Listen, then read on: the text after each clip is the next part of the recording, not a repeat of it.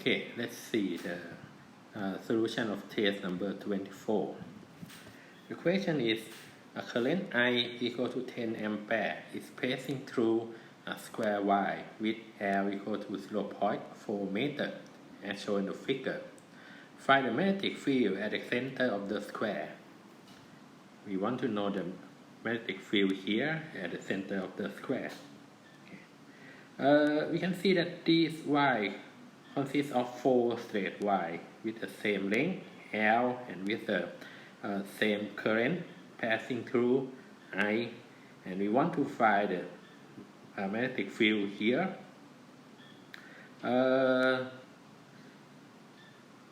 From symmetry, you can see that this problem has a symmetry. That is,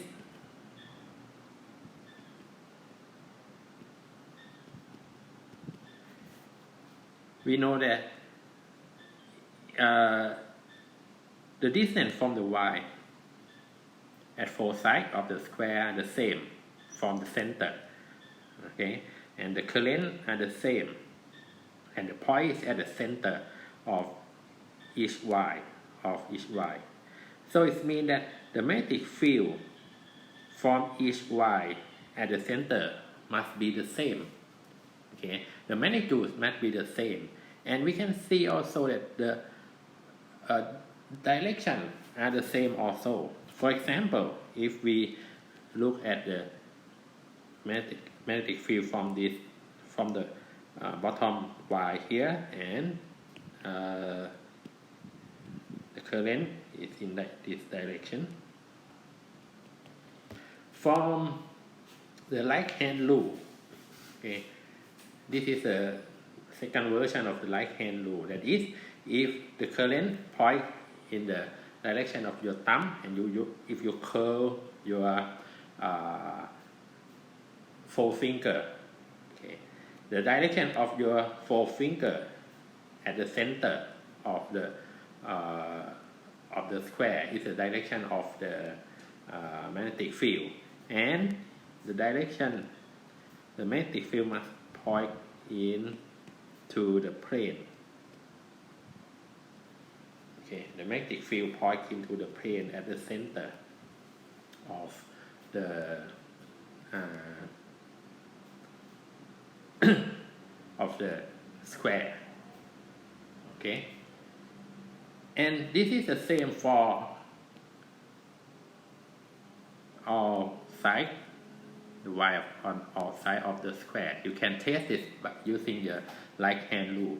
So the magnitude of the magnetic field and the direction of the magnetic field that come from each Y on each side of the square are the same. It means that you can find the magnetic field from one side and then multiply by 4. Okay, the magnetic field from one at the center are the 4 times of the magnetic field from one side. So you just calculate the magnetic field from one side and then you multiply it by 4 and you get the total magnetic field. Okay, so let us calculate the magnetic field from the bottom side, the green line here. Okay, we have the formula that the magnetic field from the straight line, okay, and the point which at the distance A from the line is, will follow this. In fact, this is the angle theta 1, and this is the angle theta 2. But in our case here, we can see that theta 1 is equal to 45 degrees, and we define the clockwise direction as a positive direction. And theta 2 here is a minus 45 degrees, and this is minus because this is counterclockwise, and we define it as a negative angle. Okay, so we have this formula: P equal to mu I over 4 pi A times sine theta 1 minus sine theta 2, and we substitute theta 1 equal to 45 and theta 2 equal to minus 45. Okay,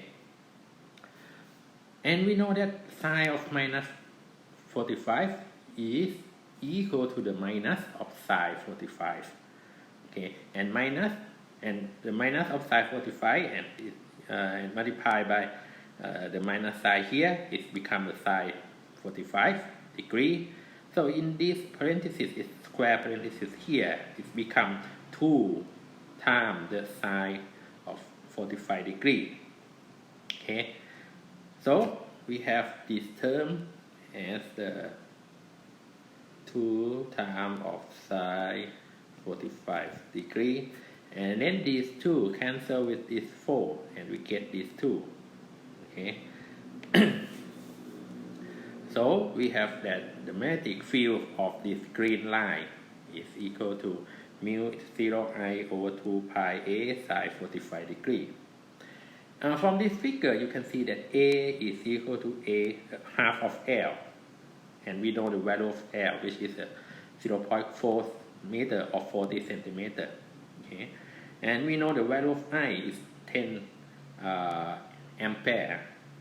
Okay, and it means that we know all numerical values here, and by do the arithmetic, we can find the B1, and from that we multiply B1 by 4. That is the total magnetic field from all sides of this square. Okay, and when you do arithmetic here, you will get that B, the total B, is equal to 28.3 times 10 to the 6 Tesla, or 28.3 microtesla. That is the total magnetic field at the center of the sphere.